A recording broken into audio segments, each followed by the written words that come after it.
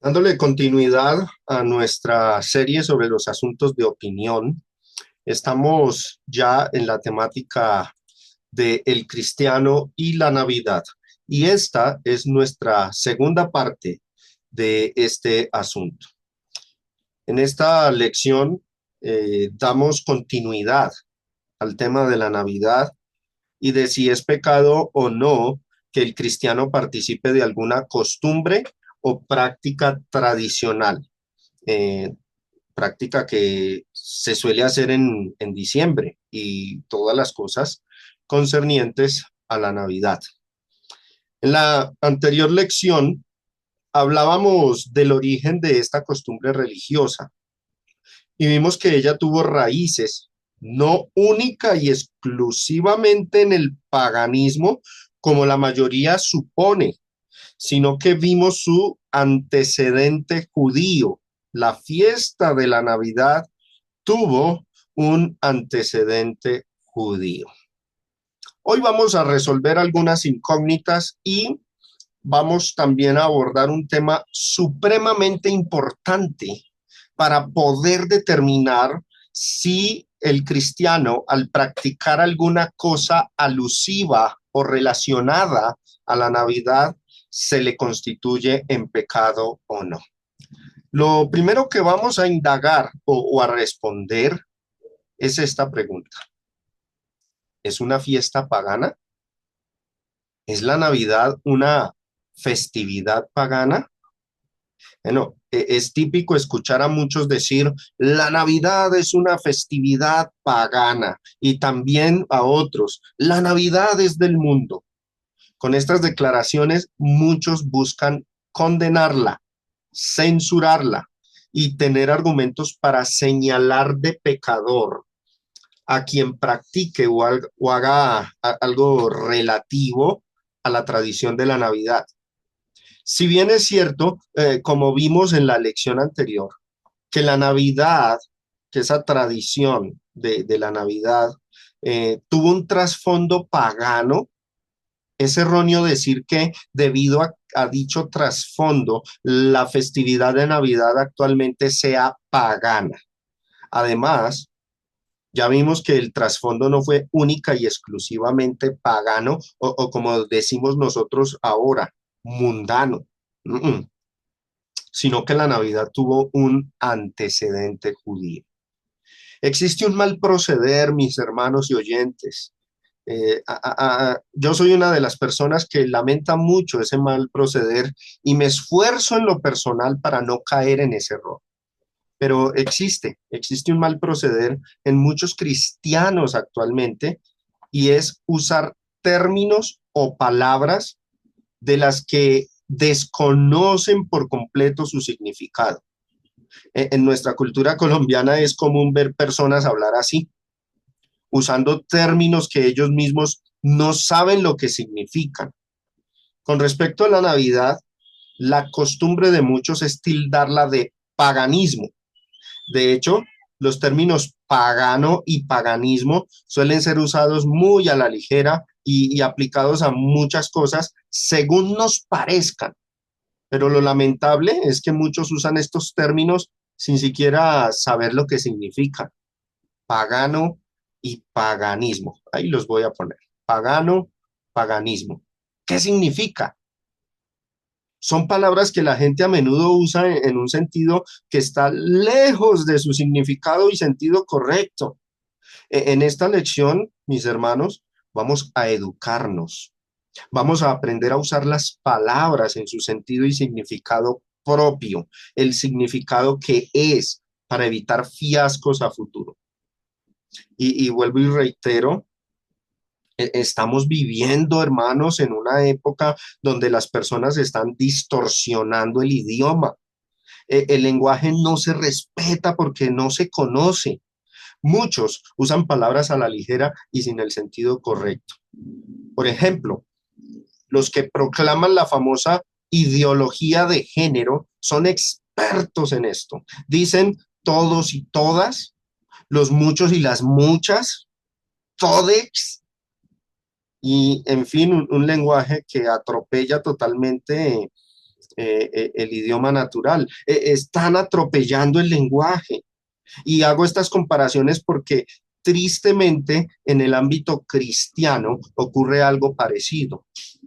Los que amamos las escrituras, usted y yo, hermanos, debemos amar las sagradas escrituras. Y si la amamos, debemos amar también el arte de interpretarla correctamente. Debemos ser fieles defensores de los significados correctos y precisos de las palabras y de su adecuado uso. De lo contrario, estaremos destinados a dar interpretaciones subjetivas a la Biblia, injertándole a las palabras significados y usos que están totalmente fuera de la verdad, fuera de la realidad. Los términos pagano y paganismo se han desvirtuado bastante, especialmente en el ámbito evangélico. Es común ver a los evangélicos describir cualquier cosa que consideren incorrecta o contraria a su fe con los términos pagano y paganismo. Este uso arbitrario de las palabras ignora su verdadero significado. El paganismo se refiere originalmente a las religiones politeístas e idólatras que existían desde los inicios de la iglesia hasta el siglo V después de Cristo. Ahora en esto, dejemos, hermanos, que los léxicos nos lo expliquen. Vamos a mirar lo que dice el diccionario de la Real Academia de la Lengua Española. Dice, aplícase a los idólatras y politeístas, especialmente a los antiguos griegos y romanos. Ahora, a mí me gusta mucho sustraer información de esta página web, Wikipedia. Miremos lo que dice este sitio web sobre el término paganismo. Dice, el paganismo es un concepto religioso genérico empleado por los cristianos desde el siglo IV en el Imperio Romano, y observen, para designar al conjunto de creencias que no pertenecían ni al cristianismo ni al judaísmo. El término pagano, en latín paganus, significa campesinado, rústico, de aldea o de pago. Se utiliza por primera vez a principios del siglo V como apelativo vulgar, y miren lo que dice ahí, lo voy a resaltar, para indicar a los adoradores de los dioses griegos, romanos o de otros pueblos del imperio, y que, por ende, no admitían la creencia en el Dios que cristianos y judíos consideraban el único revelado a través de la Biblia. ¿Notan ustedes, hermanos, lo que significa el término paganismo o pagano? Sigue diciendo, el paganismo fue originalmente un término peyorativo, o sea, de burla, y connotaba ampliamente la religión del campesinado. Durante y después de la Edad Media, el término paganismo se aplicó a cualquier religión no abrahámica o desconocida, y el término aludía a una creencia en un Dios falso. Interesante, ¿no? Interesante lo que significa el término paganismo. Pregúntense ustedes, hermanos, ¿cuántas veces no hemos escuchado a predicadores o hermanos en Cristo usar mal el término paganismo? Cuando comprendemos bien el significado del término, quedamos con todas las bases suficientes para establecer que la festividad llamada Navidad no es una fiesta pagana. Bajo esta definición, hermanos, la Navidad no es una fiesta pagana. No encaja con el significado de paganismo, porque esta festividad va dirigida a Cristo. Jesucristo, que sepamos, no es un ídolo, como para afirmar que la Navidad es pagana. Jesucristo es Dios manifestado en carne, por lo que adorarlo es correcto, no incorrecto. La Navidad no tiene como fin dirigir adoración a ningún ídolo de la antigüedad, ni a ningún ídolo moderno, ni griego, ni romano, ni a nada que no sea nuestro Señor Jesucristo. Así que mis hermanos y oyentes, Si de verdad nosotros somos justos y honestos con el significado de los términos pagano y paganismo, la Navidad no puede considerarse una fiesta pagana, sino más bien cristiana. ¿Por qué? Porque se deriva del cristianismo, va en dirección a rendir honor a Jesucristo. Quien hoy día insista en que la Navidad es una fiesta pagana, bueno, está usando mal el lenguaje, está atropellando el idioma, está desconociendo lo que significa verdaderamente el término pagano. El lenguaje no debe ser usado a la ligera, vuelvo y lo reitero, ni como nos plazca. Esa actitud es común en el mundo, se ha convertido incluso en una moda hoy día, pero no debería suceder entre los cristianos que profesan amor por la verdad de las cosas y que aman el interpretar correctamente las escrituras. Nuestro amor por la interpretación de las escrituras debe conllevarnos a usar correctamente el lenguaje y el significado de las palabras. Los términos paganismo y pagano surgieron de los cristianos en el Imperio Romano desde el siglo segundo hasta principios del siglo cuarto y ya en el siglo quinto ya era un término popular. Se usaba para identificar a las personas no convertidas al cristianismo y que adoraban a los dioses griegos y romanos. Es entonces, hermanos, muy incorrecto afirmar que la Navidad es una fiesta pagana. La Navidad es una festividad cristiana. Y como sé que esta afirmación que estoy haciendo es escandalosa para muchos, debo aclarar que aunque la Navidad es una festividad cristiana, ella no es una festividad litúrgica. No fue ordenada en las Sagradas Escrituras para la iglesia. La costumbre o festividad llamada Navidad ni siquiera existía en el primer siglo, ni se menciona siquiera en el Nuevo Testamento. La fecha del 25 de diciembre para su celebración se estableció oficialmente en el siglo cuarto después de Cristo. Pero bueno, de eso ya hablamos en la lección anterior. Ahora, lo que a nosotros nos interesa saber en esta lección, la temática en la que nos vamos a sumergir a partir de ahora, es determinar si por el hecho de ser la Navidad una fiesta o costumbre tardía, o sea, del siglo cuarto, lo que queremos saber es si eso la constituye en una práctica mala, pecaminosa o totalmente prohibida para el cristiano en todo aspecto, en todo sentido. Nosotros ya miramos la enseñanza de Pablo acerca de los días de fiesta en la epístola a los romanos en el capítulo 14 y espero recuerden esa lección. Y aprendimos que no es pecado que el cristiano participe de ciertas fechas y festividades, incluso aunque éstas tuvieran un tinte religioso. Adicionalmente, el hecho de que la Navidad aluda a la celebración del nacimiento de Cristo, porque eso es lo que significa el término nacimiento de Cristo, eso, mis hermanos, ya por sí mismo debería responder a toda inquietud. Si para Pablo no hubo pecado en participar de días festivos con tinte religioso, pagano, idólatra, ¿la lógica qué demanda? Pues la lógica demanda que mucho menos deberíamos complicarnos la vida diciendo que hay pecado si se participa de días o fechas con tinte religioso cristiano. Lastimosamente debemos estudiar esta cuestión debido a que muchos cristianos actualmente están divididos en un punto particular. ¿Y saben cuál es eso? El tinte religioso cristiano. Ahí es donde se dividen muchos. ¿Por qué? Para el pensamiento de muchos hermanos y de muchos sectarios, si una fecha del año tiene tinte religioso cristiano, hacer caso de esos días, dicen ellos, es algo muchísimo peor que si se guardaran días con tinte pagano.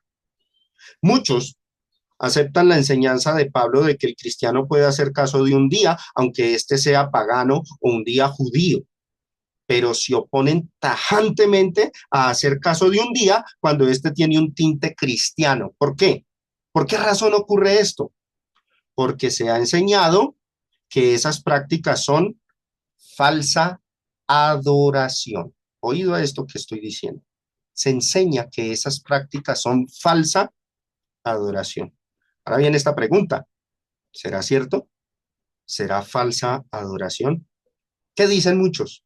La Navidad nunca se ordenó en la Biblia, por lo tanto es mala, es pecaminosa, porque se convierte en adoración falsa. Para otros creyentes, en cambio, en sus mentes sucede al contrario, porque piensan que si cosas ligadas a una festividad mundana e incluso idólatra fueron aprobadas por Pablo como las comidas que habían sido ofrecidas a los ídolos, jamás habrá pecado en que se lleve a cabo una festividad que está ligada a algo con tinte cristiano, como el nacimiento de Cristo. Hermanos, esta discusión ha sido de mucho tiempo. Esta discusión es larga y tendida, ha generado controversias, ha generado divisiones, pero yo creo que se soluciona si estudiamos bien este tema que ya vimos, pero quiero reiterárselo a ustedes. Hay que volver a estudiar la diferencia entre el cristiano como individuo del cristiano como iglesia. Este asunto yo ya lo expuse en una lección que se presentó antes dentro de esta serie y este servidor que les habla insta a todos a que repasen ese tema, la diferencia entre el cristiano como individuo del cristiano como iglesia. Ahora, hay que reconocer algo, mis hermanos. Yo debo reconocer que comprender la diferencia entre lo que puede hacer el cristiano como individuo, o sea, a nivel personal, y lo que puede hacer el cristiano cuando se reúne como iglesia, o como se dice en términos teológicos, a nivel eclesiástico, o según la liturgia. Entender eso, bueno, es un tema importante, pero yo sé que de todas maneras, por más que lo estudiemos, eso nos deja algunos vacíos, nos quedamos con algunas dudas que son importantes aclararlas. De hecho, yo, en lo personal, he dedicado buen tiempo para discernirlas y explicarlas en esta lección. Una de las dudas que existen respecto a la Navidad es el hecho de que muchos la describen como falsa adoración. Dicen que la Navidad es un acto de adoración incorrecto. Arguyen que Dios no mandó a celebrar el nacimiento de Cristo, sino su muerte cada primer día de la semana. Ese es el argumento. Y con eso concluyen que practicar cualquier cosa relacionada con la Navidad se va a constituir en falsa adoración y por ende se constituye en pecado. Espero entendamos también el punto de vista opositor, porque esto es importante, mis hermanos, que nosotros analicemos el pensamiento de los que se oponen en todo sentido a esta festividad. Ahora, yo alguna vez escuché a un hermano argumentar lo siguiente y lo voy a plasmar aquí en la pantalla para que ustedes lo vean. Decía este hermano así: así como nosotros señalamos a las denominaciones por practicar falsa adoración, también debemos señalar la fecha de la Navidad como lo mismo, una adoración falsa. ¿No se les hace familiar este argumento? Bueno, este tipo de razonamiento demuestra que a esa persona le falta aprender a distinguir lo que puede hacer el cristiano como individuo de lo que hace el cristiano a nivel iglesia. Es que, hermanos, si ustedes observan, miren ese argumento ahí en la pantalla.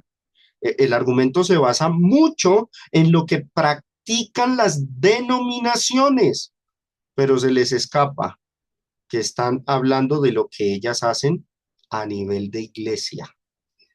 Ahora, desde esa perspectiva el argumento es válido, porque una iglesia, los cristianos como iglesia, no pueden ni deben hacer lo que Dios no les haya autorizado a hacer. Si yo señalo una iglesia por hacer algo que Dios no le autorizó a hacer, yo estaría en lo correcto. La iglesia, mis amados hermanos, se debe limitar a cumplir únicamente lo que su cabeza le ha ordenado que haga, nada más ni nada menos.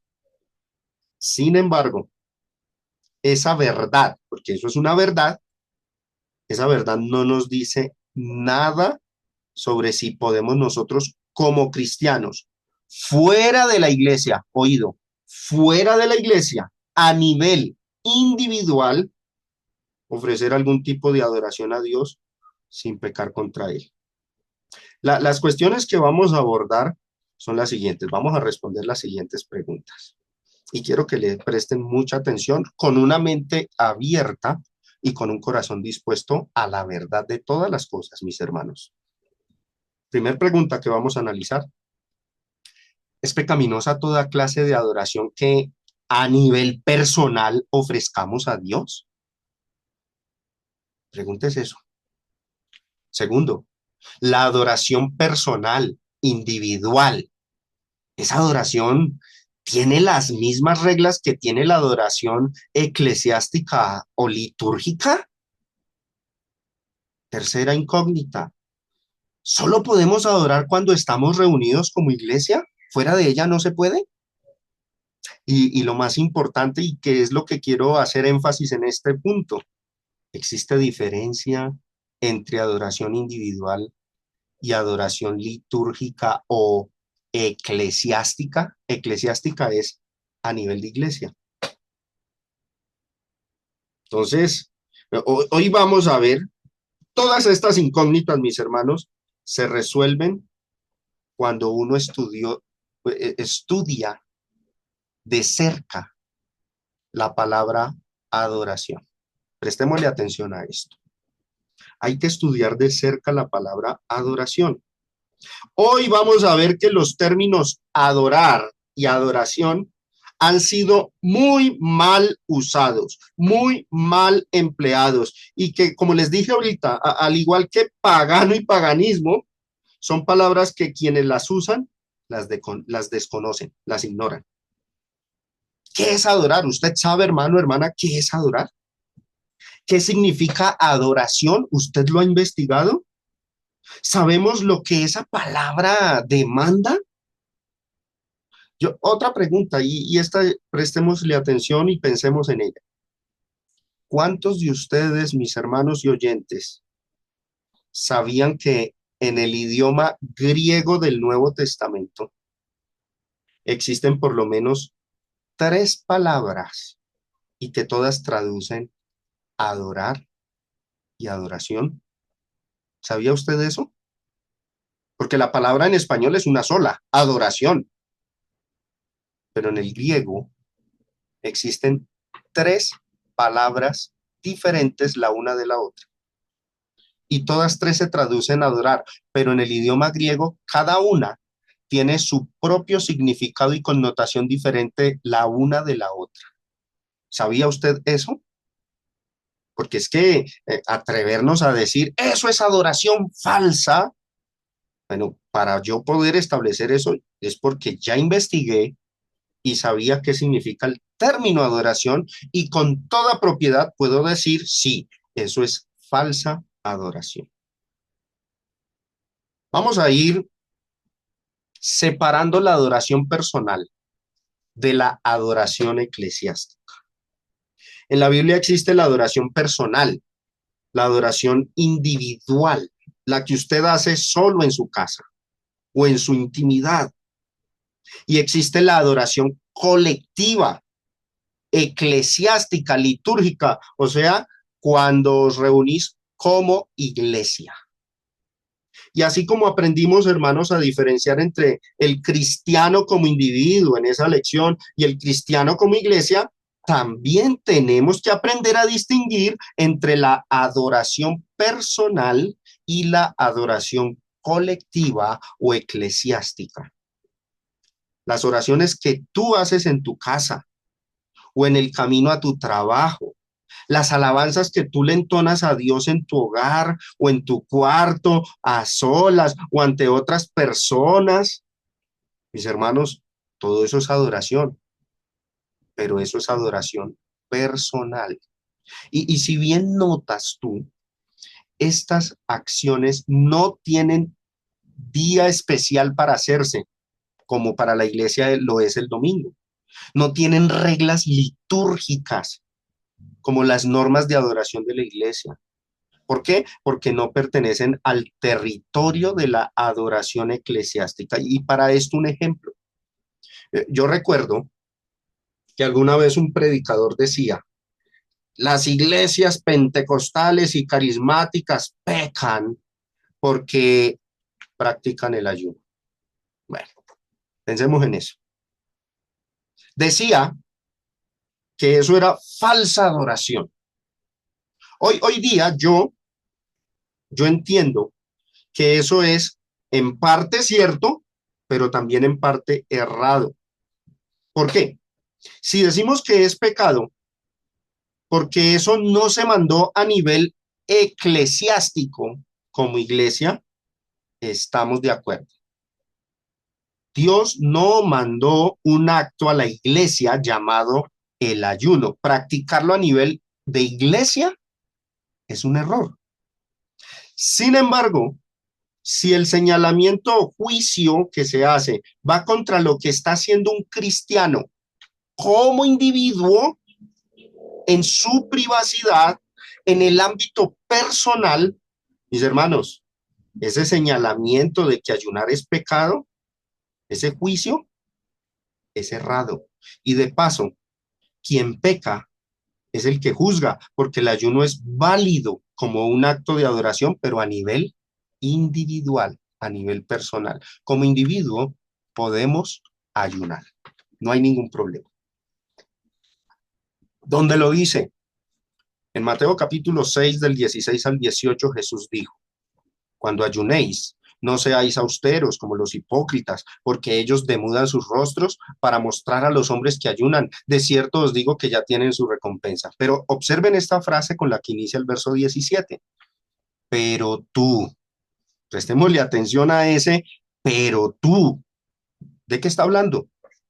De lo que hace el Hijo de Dios como individuo, de lo que hacemos los cristianos a nivel individual.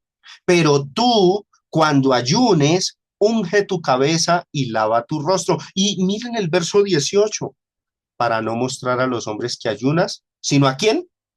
A tu Padre que está ¿en dónde?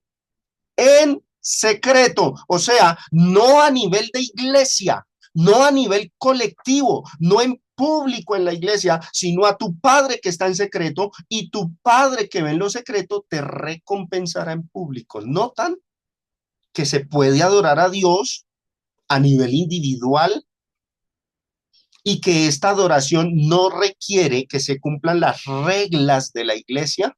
A la iglesia no se le mandó el ayuno, pero el cristiano como individuo, si desea hacerlo, lo puede hacer y no le es pecado. Este ejemplo, mis hermanos, es uno de los muchos que hay para demostrar que en la actualidad existe mucha ignorancia, mucho desconocimiento sobre lo que es la adoración individual y la adoración colectiva. La adoración a nivel personal y la adoración a nivel de iglesia, o más bien conocida como adoración litúrgica, el culto con las reglas específicas. La adoración cultual o litúrgica, hermanos, esa tiene reglas, funciona con reglas litúrgicas, porque al hacerlo, Dios ha dado, ha especificado lo que se tiene que hacer. Dios tiene ordenanzas específicas para esa adoración y esas ordenanzas no se pueden quebrantar ni cambiar porque al hacerlo se constituye en pecado. Sería una profanación o sacrilegio al culto para Dios cambiar las reglas. En cambio, hermanos, observen ahí a la derecha, la adoración personal es sin reglas litúrgicas. Miremos lo que dice Hebreos capítulo 9, verso 1. Ahora bien, aún el primer pacto, ¿qué dice ahí? Tenía ordenanzas de culto y el santuario terrenal. ¿De qué está hablando el escritor de Hebreos en Hebreos 9:1?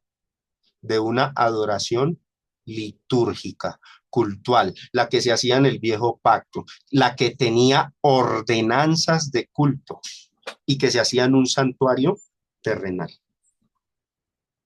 Entonces, interesante, ¿no? Es un grave error, entonces, hermanos, calificar de pecador a un cristiano cuando adora a Dios a nivel personal. Es un grave error señalar a un hermano porque no cumple las reglas litúrgicas cuando está adorando fuera de la iglesia. Esto sucede a menudo. De esto poco se enseña y se habla porque existe un total desconocimiento del asunto. Para la adoración litúrgica, eclesiástica, con reglas y ordenanzas específicas, existen dos términos griegos que el Nuevo Testamento usa a menudo y son las palabras latreia y latreuo. Son dos palabras griegas. De hecho, la una es derivada de la otra. Aquí voy a citar el diccionario Vine para que miremos lo que significa latreia. Observen. Latreia, relacionado con latreuo, servir, primariamente cualquier servicio pagado. Y miren lo que resaltamos acá. Denota en las escrituras el servicio divino en conformidad a las demandas de la ley levítica. O sea, es el culto, los oficios del culto. Se utilizan un sentido más general de servicio a Dios. ¿Cómo se debe traducir esa palabra latreia? Se debe traducir adoración. ¿Pero qué enfoque tiene? ¿Qué connotación tiene? Significa la adoración que se hace en un culto, en un servicio de adoración con sus reglas de culto. Miremos sigue diciendo Vine, ahora habla de latreuo, la otra derivación. Dice, es un verbo relacionado con latrón, que traduce salario, y su sentido original es el de servir por un sueldo, no por obligación como un esclavo, pero en el lenguaje del Nuevo Testamento, este término junto con su sustantivo, latreia, que traduce servicio, son elevados a un empleo más exaltado, de modo que con estos términos se expresa solo, ¿qué cosa? El servicio dedicado a Dios o a falsos dioses, porque ellos también tenían sus cultos particulares. Por ello, se corresponde con su mayor precisión al actual sentido del término adorar, adoración, y todo verdadero servicio participa de este carácter. Quiero que miremos otro diccionario para que no nos quede duda. Por ahora estamos notando que estas palabras, latreia o latreuo, significan un culto con reglas, con normas de carácter litúrgico, religioso. Vamos a mirar lo que dice el diccionario de Gerald Kittle, el compendio del diccionario teológico del Nuevo Testamento, y este es mucho más amplio en la definición que nos arroja sobre el término latreuo. Miren ahí en pantalla. El verbo, repartido de manera dispareja, figura unas 90 veces en la Septuaginta, o sea, la traducción del Antiguo Testamento al griego, principalmente en Éxodo, Deuteronomio, Josué y Jueces. El original hebreo, bueno, no sé mucho hebreo que digamos, ahí tenemos el simbolismo hebreo, que habitualmente se traduce eusebeia cuando se trata de relaciones humanas y por latreia cuando se hace referencia al servicio divino. Y voy a resaltar esto. Latreuo o latreia, mire lo que dice, siempre tiene siempre un sentido religioso, excepto en el juego de palabras en Deuteronomio 24:18. Notemos que el término se usa de liturgia, de adoración cultual. Sigue diciendo este diccionario. El uso de latreia es un uso específicamente cultural. Éxodo 3:12, 4:23, etcétera. En 2 de Samuel 15:8, obviamente se tienen en mente actos cultuales. El culto en cuestión puede ser culto a los ídolos, así como a Dios. La exigencia del Antiguo Testamento es que Israel debe dar culto solamente a Dios, pero el acto exterior ha de expresar el compromiso interior. El término mismo tiene las mismas implicaciones en Josué capítulo 24, verso 19. En pocas palabras, ¿para qué se usa el término latreia? Para hablar de un culto con sus ordenanzas, sus estatutos, sus rituales, su liturgia. Para que no nos quede duda, hermanos, miremos otro diccionario, el léxico de Thayer, léxico griego del Nuevo Testamento. Miren las connotaciones que arroja este. Me gusta mucho este diccionario porque arroja varias connotaciones de las palabras. Observen. Servir por alquiler. Miren lo que dice. Servir, ministrar, ya sea a los dioses o a los hombres, y se utiliza por igual de los esclavos y libres. Voy a resaltar esto que es importantísimo. Dice, en el Nuevo Testamento, ¿qué significa la treya o la trevo? Prestar servicio religioso u homenaje, adorar, llevar a cabo los servicios sagrados, ofrecer dones, adorar a Dios en la observancia de los ritos de su culto instituido, de los sacerdotes, oficiar, descargar. O sea, esta palabra, hermanos, se refiere, significa adoración, sí, pero ¿qué clase de adoración? La que se hace a nivel de iglesia, en el culto. Ahora miremos los textos de la Biblia en donde esta palabra, estas dos, la treya y la trevo, aparecen. Quiero que ustedes observen, porque en el español uno no lo nota, porque uno no sabe griego y uno poco investiga a veces el griego. Pero aquí les traigo unos pasajes donde aparece el término latreia o latrevo en los pasajes del Nuevo Testamento. Romanos 9, verso 4 dice que son israelitas, de los cuales son la adopción, la gloria, el pacto, la promulgación de la ley, ¿y qué dice ahí? El culto. Griego, latreia, y las promesas. ¿De qué está hablando ahí? ¿De qué clase de adoración? Del culto judío, del que se hacía bajo el antiguo pacto con todas las normas de la ley de Moisés. Un culto litúrgico, ritual. Romanos 12:1 habla del culto de la iglesia, pero mírenlo. Así que, hermanos, os ruego por las misericordias de Dios que presentéis vuestros cuerpos en sacrificio vivo, santo, agradable a Dios, que es que vuestro latreia, culto racional.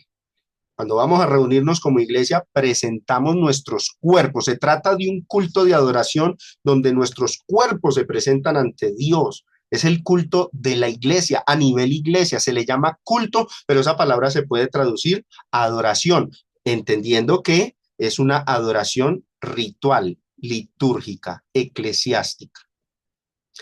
Hebreos 9, verso 1. Ahora bien, aún el primer pacto tenía ordenanzas de culto, griego latreia, y un santuario terrenal. Noten que esta adoración latreia o latrevo tiene que ordenanzas. Se dictamina cómo se debe hacer, se estipula.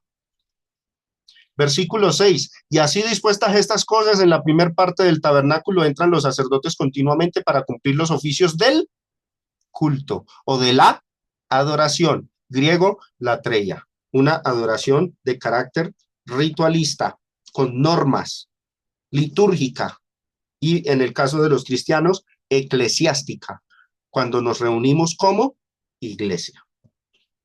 Aunque en el Nuevo Testamento y en la Septuaginta hay excepciones donde los términos latreia y latreo se usaron para describir una devoción personal del adorador. Lo que sí podemos determinar, hermanos, es que en la mayoría de las veces que esta palabra se usa en las escrituras, se enfoca en la adoración litúrgica, ya sea en la adoración que se hacía en el templo o tabernáculo judío según el Antiguo Testamento, o la adoración que se llevaba a cabo en la iglesia según el Nuevo Testamento lo muestra. Esta clase de adoración siempre tuvo reglas, ordenanzas, y siempre fue obligatorio cumplirlas. Partiendo de este punto, podemos determinar que la práctica de la Navidad jamás podría encajar con la liturgia o culto de la iglesia. No puede injertarse a la iglesia porque tal cosa sería una profanación del culto a Dios. Y ya sabemos lo que le sucedió a Nadab y a Abiú, según Levítico 10, cuando ellos injertaron al culto, a la liturgia, a la latreia, un fuego extraño que Dios no les había estipulado en la ley, que no les había mandado. Murieron quemados. Esto sí hay que ser muy enfáticos. No podemos nosotros profanar el culto a Dios. Por eso, en este sentido, la práctica de la Navidad no se puede injertar en las iglesias. Miremos más pasajes donde aparece el término, ahora latrevo, miremos dónde aparece. Mateo 4:10. Entonces Jesús le dijo, vete, Satanás, porque escrito está, al Señor tu Dios, miren lo que dice, adorarás. Este adorarás lo vamos a ver ahorita, porque esta es otra palabra griega diferente. Al Señor tu Dios adorarás, pero luego dice, y a Él solo servirás. Griego latrevo, refiriéndose a un culto. Lucas capítulo 2, verso 37. Y era viuda hacía 84 años y no se apartaba del templo, y dice ahí, sirviendo, griego, latrevo, de noche y de día con ayunos y oraciones. Pero este servicio, esta adoración, ¿en dónde la hacía esta mujer, esta viuda? En el templo, porque era adoración litúrgica. Romanos capítulo 1, verso 25 dice, ya que cambiaron la verdad de Dios por la mentira, honrando, ¿y qué dice ahí? Y dando culto a las criaturas antes que al Creador, el cual es bendito por los siglos. Amén. Interesante que siempre que se usa el término latreia o latrevo, significa una adoración litúrgica. Hebreos 9, verso 9 dice, lo cual es símbolo para el tiempo presente, según el cual se presentan ofrendas y sacrificios que no pueden hacer perfecto en cuanto a la conciencia al que practica ¿qué? Ese culto.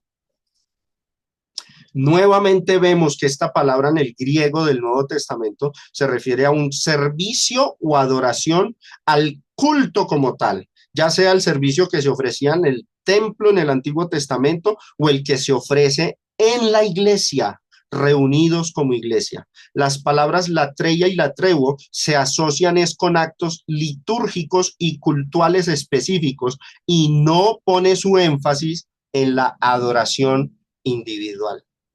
Para la adoración individual, hermanos, la adoración individual existe otra palabra griega que, bueno, se traduce adorar al español, pero en el griego es otra palabra y vamos a verla ahí en pantalla. Proscuneo. Y voy a leer de este diccionario nuevamente, compendio del Diccionario Teológico del Nuevo Testamento. Miren lo que dice. Significado para los griegos. Proscuneo es un término antiguo para la adoración reverente a los dioses, que en el caso de las deidades de la tierra significaría agacharse para besar la tierra. Los griegos abandonan el gesto externo, pero mantienen el término para la actitud interna.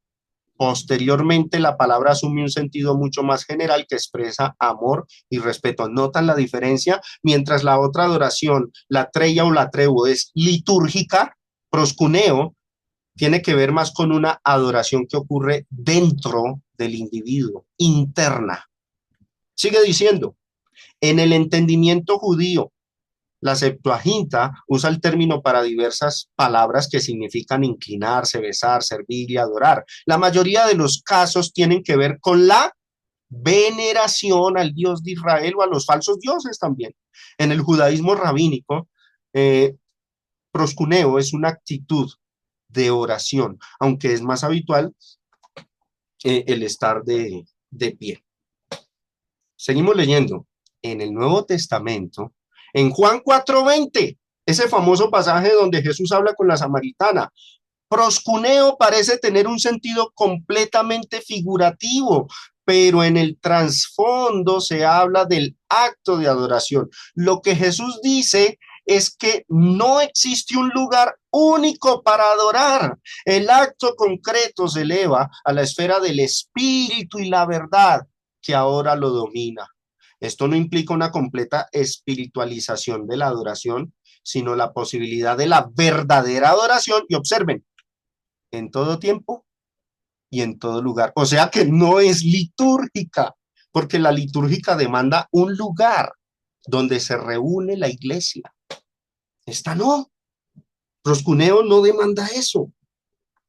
Miremos otro. Este diccionario de la Biblia Plenitud define así el término. Brevemente, miren lo que dice. En el Nuevo Testamento, la palabra especialmente denota homenaje rendido a Dios y al Cristo que ascendió al cielo. Me gusta mucho el léxico de Taller. Dice, besar la mano hacia uno en señal de reverencia. Entre los orientales, especialmente los persas, caer sobre las rodillas y tocar el suelo con la frente como una expresión de profunda reverencia.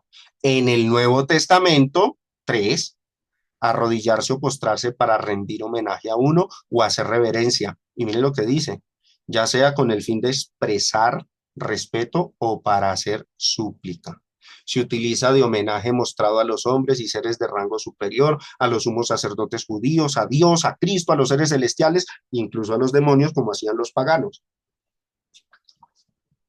Esta palabra proscuneo traduce adorar, pero no es la adoración litúrgica, mis hermanos. Ese es el punto. El diccionario Vine, no podemos dejar por fuera este diccionario como para completar y tener claridad sobre lo que significa el término proscuneo. Miren cómo dice el diccionario Vine. Hacer reverencia, dar obediencia a, de pros hacia y cuneo besar. Es la palabra que con más frecuencia se traduce adorar. Se usa de un acto de homenaje o de reverencia. Y, por supuesto, de carácter más personal que litúrgico. Esta palabra en su sentido más básico y etimológico significa postrarse, rendir homenaje. Se refiere a un acto de reverencia o adoración que puede ocurrir tanto a nivel cultural como a nivel individual. Proscuneo, hermanos, es una palabra que abarca la devoción personal y no siempre demanda que esa adoración tenga un componente ritual, litúrgico, eclesiástico, como sí demanda la adoración latrevo o latreia.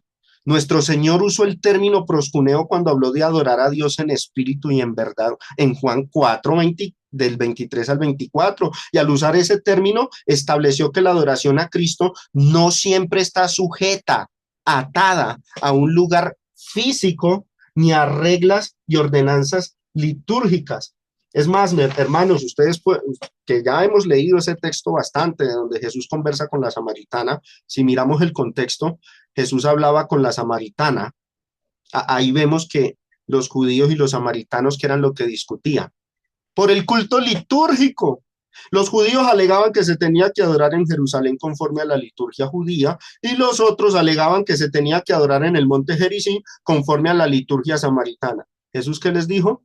Que eso iba a cesar y que se aproximaba la hora donde a Dios no le importaría más el lugar, sino que se le adorara en espíritu y en verdad. Y la palabra adorar ahí es esta, proscuneo. Observemos algunos pasajes de la Biblia donde se adoró con este término, proscuneo, bajo este uso de la palabra. Y miremos cómo esta adoración, hermanos, este punto es importante. Yo quiero que ustedes observen cómo esta adoración no tenía reglas, no tenía las reglas litúrgicas. Y en muchos casos, esa adoración terminó siendo una adoración acepta para Dios y no contaba como pecaminosa. Vamos con el primer texto, Mateo capítulo 2, donde se habla de los magos que iban a visitar al niño Jesús. A propósito, un tema apropiado para hablar del nacimiento de Cristo, de la Navidad, ¿no? Decían estos magos, ¿dónde está el rey de los judíos que ha nacido? Porque su estrella hemos visto en el oriente y venimos ¿a qué? A adorarle. Palabra griega ahí, proscuneo. Versículo 11, ¿qué dice? Y al entrar en la casa, vieron al niño con su madre María y postrándose, ¿qué hicieron? Lo adoraron. Término griego no es latreia, es proscuneo. Y abriendo sus tesoros, ¿qué hicieron? Mire lo que dice, le ofrecieron presentes, oro, incienso y mirra. Imagínense ustedes, hermanos, a alguien bien legalista diciendo, los magos pecaron porque ofrecieron adoración falsa. Dios no mandó a ofrecer oro ni mirra, solo pidió en el Antiguo Testamento incienso. Esos magos adoraron en vano, qué pesar, se condenaron los magos. Bueno, aquí nos preguntamos, ¿esta adoración ofrecida por los magos era litúrgica o era personal? ¿Tenía su adoración personal que sujetarse a las reglas litúrgicas? No, esta adoración era personal y no tenía reglas que la rigieran, no tenían que ir al templo, no se cumplieron reglas deuterocanónicas, sino que simplemente los magos adoraron a Jesús según ellos creían que podrían homenajear y exaltar al Hijo de Dios que había nacido. Y lo más importante es que no vemos que Dios los haya castigado como a Nadab y Abiú, o les haya rechazado los actos de adoración que ellos hicieron, diciendo que era una adoración falsa por no estar estipulada en la Biblia. Porque esta adoración no es latreia, sino proscuneo. Otro pasaje, Mateo 14 del 31 al 33. Al momento Jesús, extendiendo la mano, asió de él y le dijo, hombre de poca fe, hablándole a Pedro, ¿por qué dudaste? Y ellos subieron en la barca, se calmó el viento. Entonces los que estaban en la barca vinieron y ¿qué hicieron? Y le adoraron. Griego, proscuneo, diciendo, verdaderamente eres hijo de Dios. Nos preguntamos nuevamente, ¿cómo le adoraron en la barca? ¿Fueron por uvas y obleas para preparar la cena del Señor? ¿Ofrendaron ahí en la barca? ¿Cantaron algún himno en la barca? ¿O será que ahí los que estaban pescando le dijeron a las mujeres, callen porque no les es permitido hablar en la barca? ¿Será que sacrificaron el mejor pescado? ¿Qué hicieron? Nos preguntamos. ¿Cómo adoraron ahí? De cómo lo hicieron, no sabemos nada porque la Biblia no nos lo describe. Pero lo que sí sabemos es que esa adoración no fue litúrgica, no fue la adoración eclesiástica que se lleva a cabo con reglamentos cuando nos reunimos como iglesia. Esta adoración fue cosa de cada uno de los que estaban ese día en la barca. Y nuevamente resalto, aquí no vemos que Cristo haya rechazado esos actos diciendo que ofrecieron adoración falsa y pecaminosa porque no está en la Biblia. No lo dijo, porque era una adoración personal. La adoración proscuneo, hermanos, se caracteriza por no estar sujeta a las reglas litúrgicas. Ahora, una aclaración. No toda adoración proscuneo individual fue acepta. Esto sí merece el lugar que lo aclaremos aquí.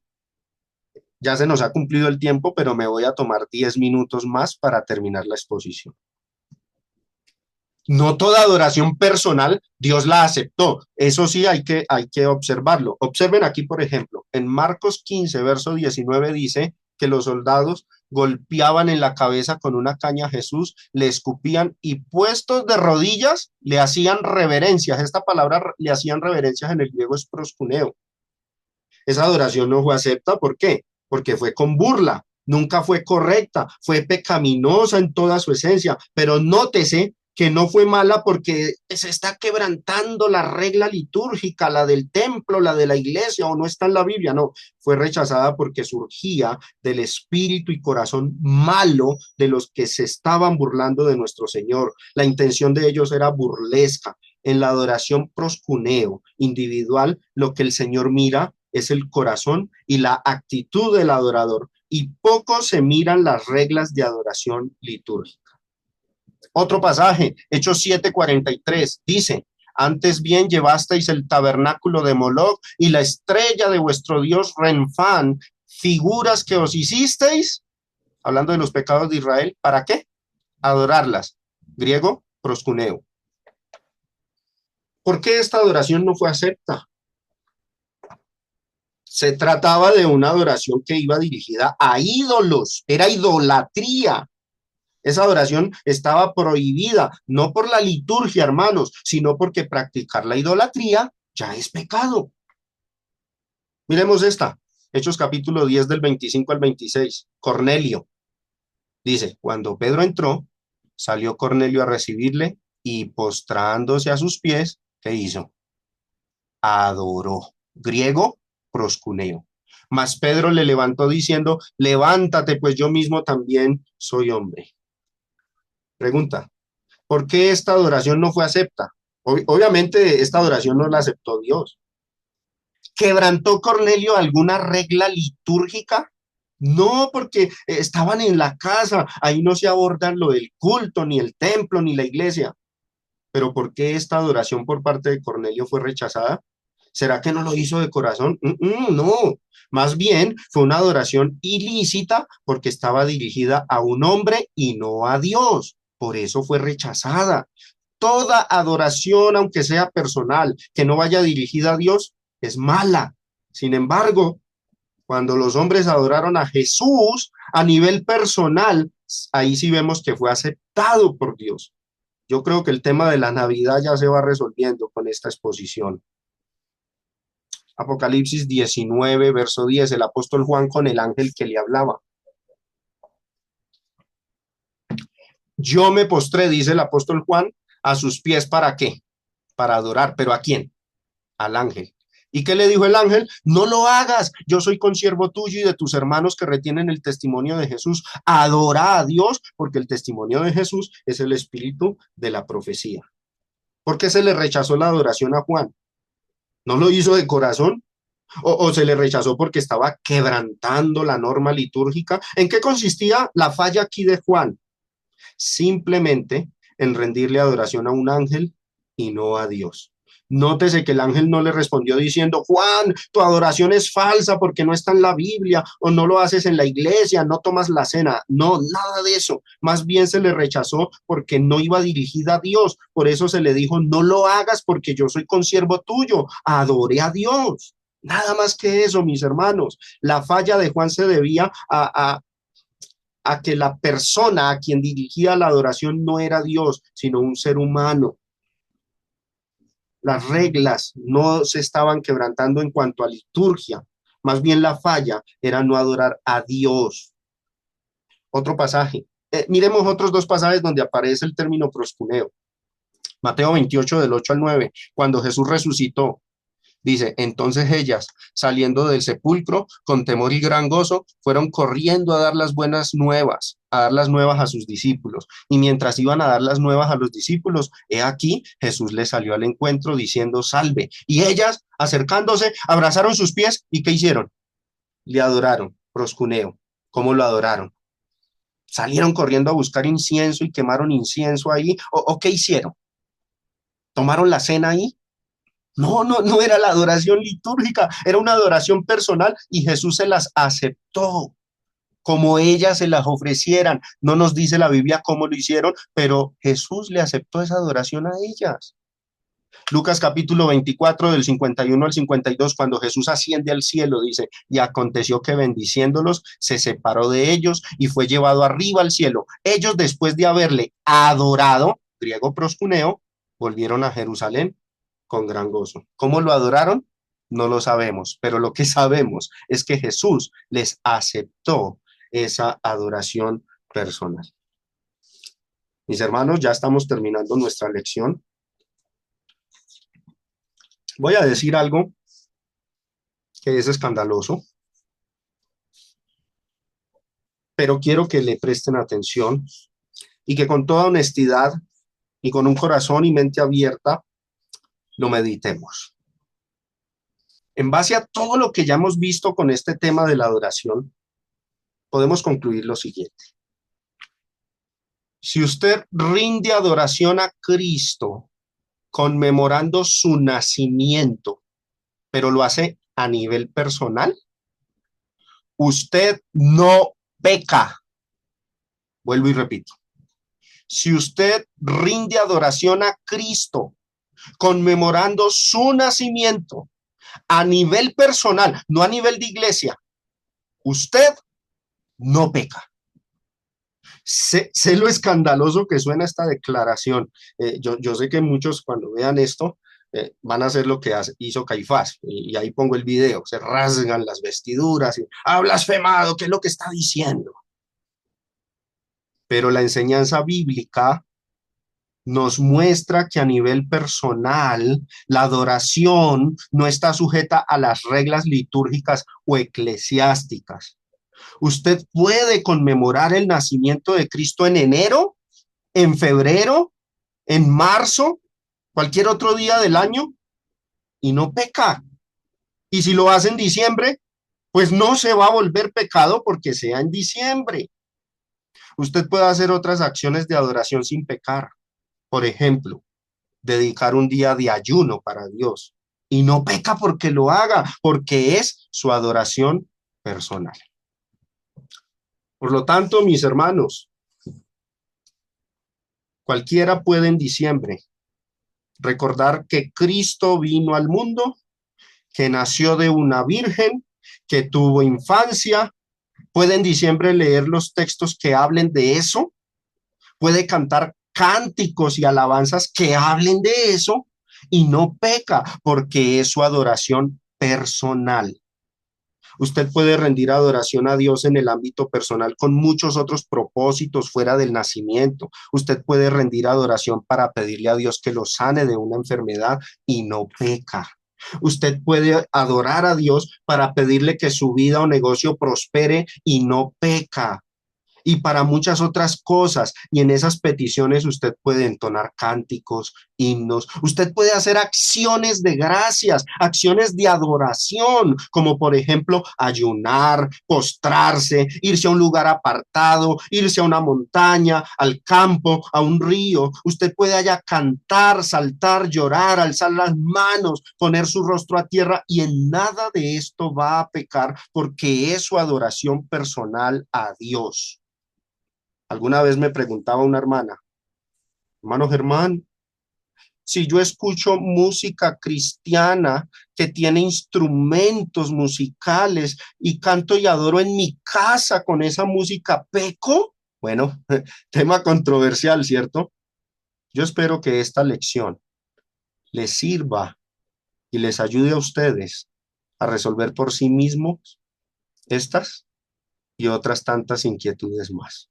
Hay más detalles que podríamos abordar sobre la cuestión de la adoración personal y la adoración eclesiástica, pero considero que la enseñanza esencial, indispensable, necesaria para resolver el dilema sobre si la Navidad es adoración falsa o verdadera, se puede resolver considerando lo que significa la palabra adoración y en especial considerando el significado de palabras como latreuo y proscuneo. En la siguiente lección ahondaremos sobre más detalles que atañen al tema de la Navidad. El Señor les bendiga y les fortalezca.